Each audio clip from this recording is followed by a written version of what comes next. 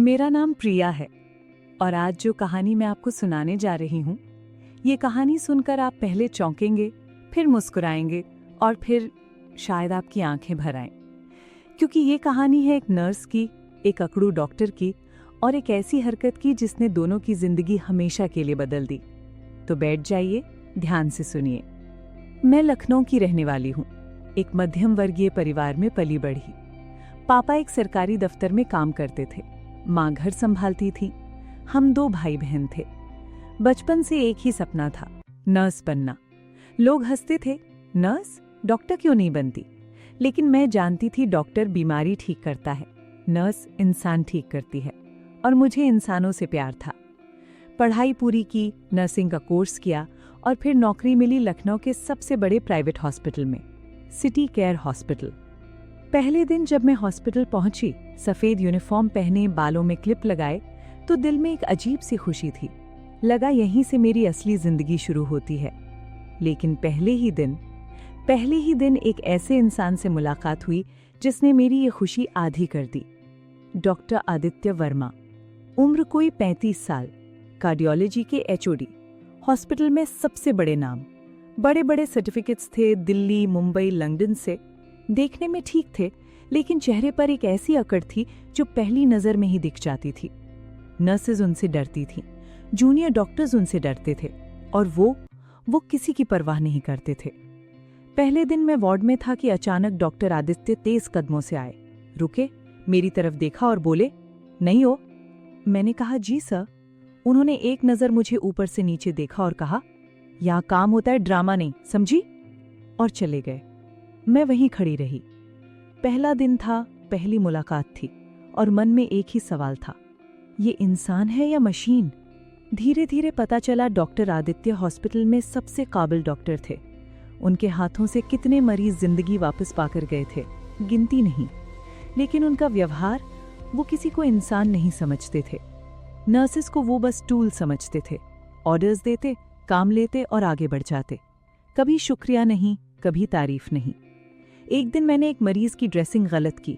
पहली बार था, सीख रही थी। डॉक्टर आदित्य ने देखा, सबके सामने बोले, ये नर्सिंग है या बच्चों का खेल? अगर यहाँ काम नहीं आता तो घर बैठो। मेरे चेहरे पर कुछ नहीं आने दिया, लेकिन अंदर से बहुत तकलीफ हुई। घर आकर रोई। माँ ने पूछा, क्या हुआ बेटा? मैंने कहा, कुछ नहीं माँ, थकान है। लेकिन थकान नहीं थी, बेइज्जती का दर्द था। कुछ नर्सेज ने मुझे समझाया, प्रिया, डॉक्टर साहब ऐसे ही हैं, इग्नोर करो। लेकिन मैं इग्नोर नहीं कर पाती थी, क्योंकि मेरे लिए नर्सिंग सिर्फ नौकरी नहीं थी, ये मेरा जुनून था। और जुनून को कोई बेइज्जत करे तो तकलीफ होती है। महीने बीतते गए, डॉक्टर आदित्य का व्यवहार वैसा ही रहा। लेकिन मैंने एक चीज नोटिस की, वो काम के प्रति बहुत सीरियस थे। मरीजों के लिए सच में दिन रात एक कर देते थे। एक बार एक क्रिटिकल मरीज था, रात के 3 बजे डॉक्टर साहब को कॉल आई। वो 5 मिनट में हॉस्पिटल पहुंच गए। उस मरीज को उन्होंने बचाया। मैंने सोचा, शायद ये इंसान अपने काम से इतना प्यार करता है कि बाकी सब भूल जाता है। लेकिन ये सोचने से उनका व्यवहार तो नहीं बदलता था। और फिर वो दिन आया जिसने सब बदल दिया। एक शाम हॉस्पिटल में एक बड़ी इमरजेंसी आई, एक साथ 3 क्रिटिकल केसेस। पूरा स्टाफ भाग दौड़ में था। डॉक्टर आदित्य एक ऑपरेशन में थे। उन्हीं 3 केसेस में एक था एक छोटा बच्चा, 8 साल का, नाम था छोटू, एक गरीब मजदूर का बेटा। हार्ट की प्रॉब्लम थी, अचानक बिगड़ गया था। छोटू के पापा बाहर रो रहे थे, माँ बेहोश हो गई थी, पैसे नहीं थे। हॉस्पिटल के बाकी डॉक्टर्स बिजी थे। मैंने छोटू को देखा, उसकी हालत बहुत खराब थी। मैंने ड्यूटी डॉक्टर को कॉल किया, वो दूसरी इमरजेंसी में था। सीनियर नर्स को कॉल किया, वो ऑपरेशन थिएटर में थी। और मैं अकेली थी। उस पल मुझे एक ही काम आया। मैंने अपनी ट्रेनिंग याद की, अपने नोट्स याद किए और उस बच्चे के लिए जो कर सकती थी वो किया। फर्स्ट एड दी, ऑक्सीजन लगाई, वाइटल साइंस मॉनिटर किए और साथ में डॉक्टर आदित्य के ऑपरेशन थिएटर के बाहर जाकर दरवाज़ा खटखटाया। एक नर्स ने बाहर आकर कहा, क्या है? ऑपरेशन चल रहा है। मैंने कहा, डॉक्टर साहब को बताइए, वार्ड में एक बच्चा क्रिटिकल है, कार्डियक केस, तुरंत ज़रूरत है। वो अंदर गई। 2 मिनट बाद डॉक्टर आदित्य बाहर आए। मास्क हटाया, मेरी तरफ देखा और बोले, क्या हुआ? मैंने पूरी बात बताई, तेज आवाज में, बिना डरे। उन्होंने एक पल मेरी तरफ देखा और फिर तेज कदमों से वार्ड की तरफ चल दिए। छोटू के पास पहुंचे, जांच की और तुरंत काम शुरू किया। उस रात डॉक्टर आदित्य ने छोटू को बचाया, लेकिन जब सब ठीक हो गया, जब छोटू की सांसें नॉर्मल हुईं, तब डॉक्टर आदित्य ने मेरी तरफ देखा और कुछ नहीं बोले, बस चले गए। मैं वहीं खड़ी रही।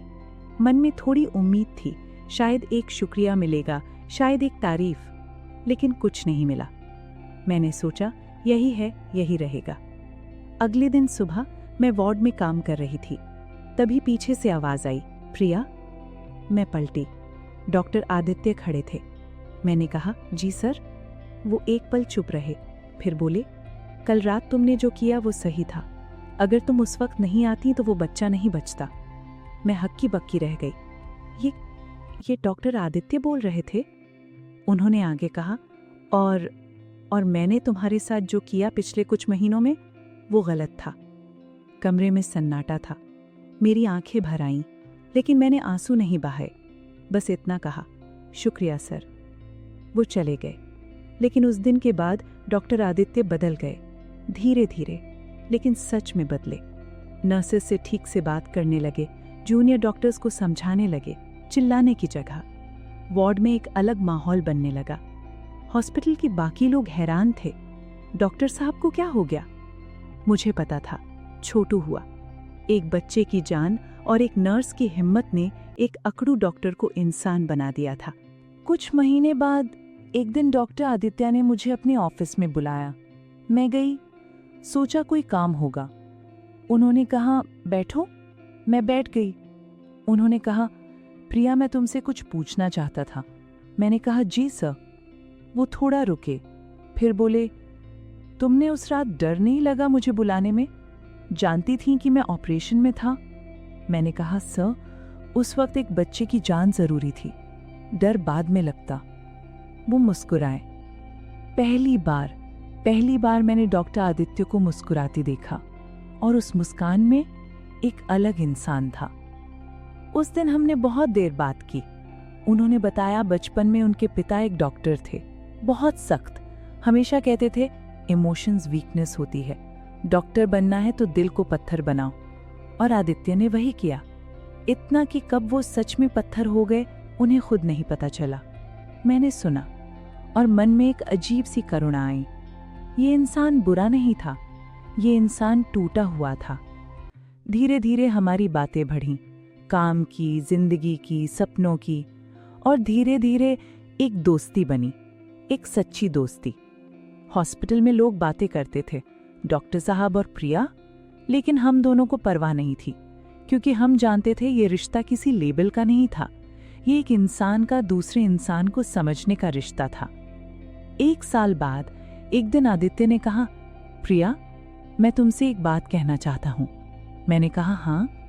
उन्होंने कहा, मैं तुमसे शादी करना चाहता हूँ। मैं चुप हो गई। 1 पल, 2 पल, 3 पल, फिर मुस्कुराई और कहा, पहले घर वालों से बात करिए। वो हंसे, और उस हंसी में एक नई जिंदगी की शुरुआत थी। आज हम साथ हैं, हॉस्पिटल में भी, घर में भी। आदित्य अब वो डॉक्टर नहीं है जो पहले थे। वो अब नर्सेस को इज्जत देते हैं, जूनियर डॉक्टर्स को प्यार से सिखाते हैं, मरीजों से बात करते हैं, दिल से।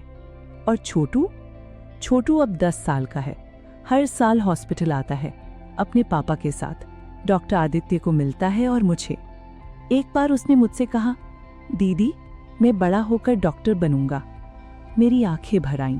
मैंने कहा, बनना बेटा, लेकिन याद रखना, डॉक्टर वो नहीं जो सिर्फ बीमारी ठीक करे, डॉक्टर वो है जो दिल से ठीक करे। छोटू ने सिर हिलाया और भागकर चला गया। आज जब पीछे मुड़कर देखती हूँ तो उस पहले दिन को याद करती हूँ जब डॉक्टर आदित्य ने कहा था, यहाँ काम होता है, ड्रामा नहीं, और मुस्कुराती हूँ, क्योंकि उस ड्रामा से डरने की जगह मैंने काम किया, और उस काम ने एक जिंदगी बचाई, एक इंसान बदला और एक नई जिंदगी शुरू हुई।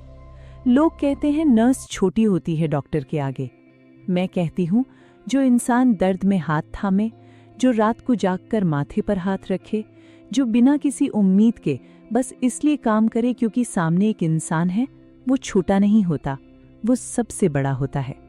मैं प्रिया हूँ, एक नर्स हूँ, और ये मेरी कहानी है।